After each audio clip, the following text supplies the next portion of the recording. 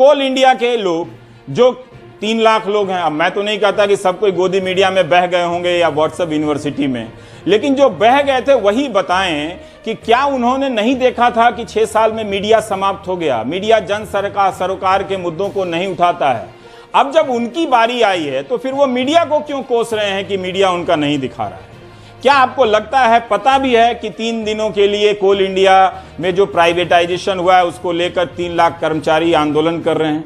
आपको कभी पता नहीं चलेगा। अब इन्हीं से पूछिए कि क्या इनको इस बात का फर्क पड़ता है कि सफूरा जरगर एक गर्भवती महिला के खिलाफ किस तरह से अन्याय हुआ, भीमा कोरेगांव केस में किस तरह से 2 साल का ट्रायल नहीं हुआ और एक नौजवान लड़के को उठाकर जेल में बंद कर दिया गया, सुधा भारद्वाज। तो क्या इन लोगों को इन संवैधानिक सिस्टम के मसले का कोई फर्क पड़ता है जो ये शिकायत कर रहे हैं कि मीडिया को कोई फर्क नहीं पड़ता? इसीलिए मैं कहता हूं कि ये पब्लिक है, ये वो पब्लिक है जो पब्लिक ही नहीं है। ये कोरबा छत्तीसगढ़ से आए वीडियो को आप देख लीजिए। मेरी बात वैसे 10 साल बाद समझ में आएगी, अभी नहीं, इसलिए चिंता मत कीजिए, चिल कीजिए।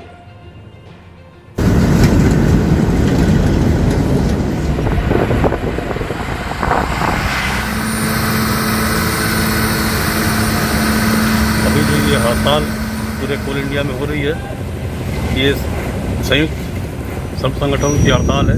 भारत सरकार ने जो कमर्शियल माइनिंग के लिए निविदाएं आमंत्रित की है, कोल ब्लॉक को नीलाम किया जा रहा है, उस पर रोक लगाने के लिए तुरंत ये मांग की है। कहना चाहिए सुविधा थी 940, 930, इसको बंद करके रखा हुआ है, जिससे क्या है, श्रमिक अगर बीमार हो जाता है, अशक्त हो जाता है, अपने कार्य पर नहीं जा पा रहा है, उसके बदले उसे अनफिट देते हुए उसके आश्रित को रोजगार देने की व्यवस्था थी, जो काफ़ी दिनों से बंद करके रखा हुआ है। जो प्राइवेट हमारे कॉन्ट्रेक्चुअल लेबर हैं, उनको भी हाई पे कमीशन का जो वो देना था, एचपीसी का जो वेतन मिलना था, वो नहीं मिल रहा है। ठेकेदार उठाता है पैसा 900-1000 रुपये के हिसाब से प्रति लेबर और देता है मात्र 200-250 रुपये। 1 जनवरी 2017 से 20 लाख रुपये का ग्रेजुटी अधिकारियों के लिए तय किया गया, जबकि वहाँ कर्मचारियों के लिए इसको और पीछे करते हुए 31 मार्च 2018 से लागू किया गया।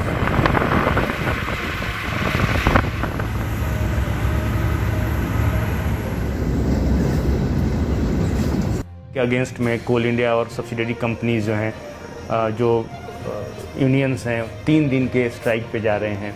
इससे प्रोडक्शन में दिक्कतें आ सकती हैं। आप क्या कहना चाहेंगे? क्या कोल इंडिया, इस तरह की बातें हो रही हैं कि कोल इंडिया को भी आगे चल के उसका डिसइन्वेस्टमेंट हो जाएगा, उसका प्राइवेटाइजेशन हो जाएगा, इस तरह की चीज़ें मन में आ रही हैं, तो आप एक मंत्री के तौर पे क्या आश्वासन? नहीं, इसमें ज़्यादा से ज़्यादा रूमर फैला रहे हैं। मैं अपील करना चाहता हूँ कोल वर्कर से, कोल वॉरियर मैं बोलता हूँ उनको, क्योंकि जब पेंडेमिक था, सारे लॉकडाउन था, जब भी कोल प्रोडक्शन हुआ है, इसलिए I respect them lot.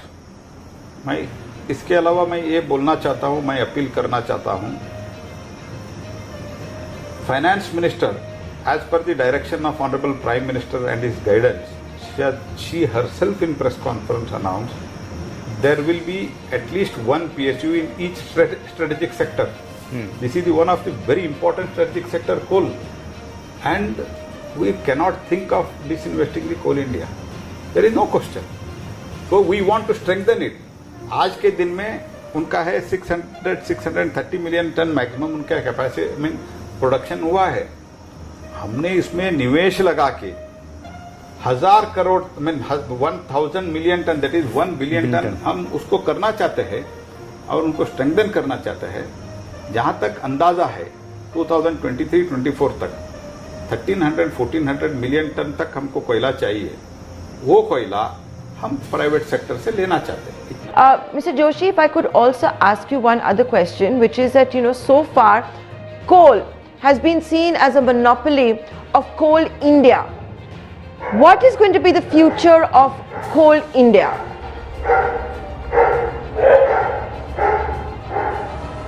Coal India future is very, very bright, well secured, and there is absolutely no question of either destabilizing or disinvestment, something like that. Honorable Finance Minister, under the direction of Prime Minister, very categorically announced that there will be minimum one public sector in strategic sector. This is one of the very important strategic sector, coal, because power is strategic, Since power is strategic, coal is also strategic. This is a very quite obvious what we are looking at it. So there is no question of any such thing. Coal India's future is bright. I have given the target of 1 billion ton, that is 1,000 million ton by 23-24. To achieve that, we are investing in Coal India, and the government is promoting Coal India and supporting Coal India. And I am quite confident that with this target, Coal India will become quite stronger. And basically we should try to understand one thing according to me. See, whatever demand is there, around 700 million tons, whatever is coming out, now production is coming out of that around 600 odd is from the Coal India. And this year if they do it, our target is 700 because of COVID and other things, the demand comes down. Even if you do 650 and others will contribute 100, 150. In a phased manner, even if you add 300 to 400 million ton, by 23-24 it is estimated around 1300 to 1400 million ton of the coal is required for the country. And if Coal India, even if it produces 1 billion also, where do you get from the shortfall of 300 to 400 million ton? Even if you consider 100 million is not replaceable, not substitutable, what about the 300 million ton? Whether we should import still even at that time? My only appeal to everybody is that now it is the time that we should start digging out our coal so that import should be stopped. This is the mantra of Prime Minister, and we are trying to take in that direction. So, sir, you've given us a very big headline. There's going to be absolutely no question of privatization of Coal India. It is far too important. It plays a strategic role. But, sir, the government of India's stake, as we speak, in Coal India is above 70%. The Finance Minister, Ms. Nirmala Sitharaman, and her predecessor, the late Mr. Arun Jaitley, have said in the past that we can always bring down government stake in public sector undertakings and still maintain control. Is that something you would be in favor of Coal India? Reduce it from the 70% plus, and it is a very liquid share. The central exchequer makes money. You can use it to pump prime the economy, to give back to society. From that perspective, can Coal India be a disinvestment target? There is no such thing on agenda. There is absolutely no chance. We want that the government should continue the dominant role as far as Coal India is concerned, and Coal India should be a dominant role in coal sector. Our thinking and approach is very clear because it is a strategic sector. We don't want to do anything on that. And as I have already told, we want to Coal India to be strengthened to the best possible way. आपको बता दें कि commercial mining के विरोध में कोल India limited के 2.73 lakh employ ने 3 दिवसीय हड़ताल किया था और संयुक्त मोर्चा का आह्वान भी किया था। संयुक्त मोर्चा के साथ साथ बहुत से और भी यूनियन थे, ऑर्गेनाइजेशन थे, तो उस लोगों ने मिल के 3 दिवसीय हड़ताल को सफल बनाया है। 100% यानी 100% वह स्ट्राइक सफल रहा है।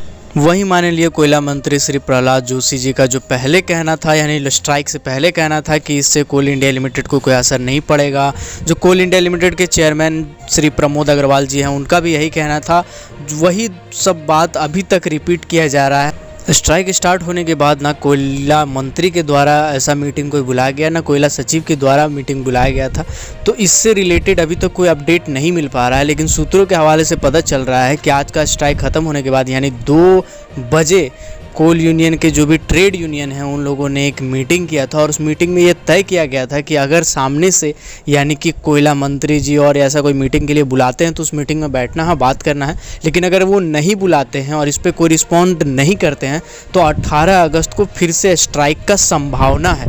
अभी हम ये कंफर्म नहीं कह सकते हैं, ये संभावना ही कह सकते हैं क्योंकि अभी तक कोई ऑफिशियल नोटिस, ऑफिशियल न्यूज़ नहीं आया है। बट आप इस चैनल को सब्सक्राइब कर ले, बेल आइकन को प्रेस कर दे ताकि मैं जब भी अपलोड करूं इससे रिगार्डिंग वीडियो, जब भी मैं कंफर्म हो जाऊंगा तभी मैं अपलोड करूंगा, ऐसे मैं अपलोड नहीं करूंगा। जब भी मैं इससे रिलेटेड कोई भी न्यूज़ अपलोड करूंगा तो आप तक पहुंच जाए, इसके लिए इस चैनल को सब्सक्राइब करें, बेल आइकन को प्रेस कर दें। तब तक के लिए keep supporting, keep watching, till then जय हिंद।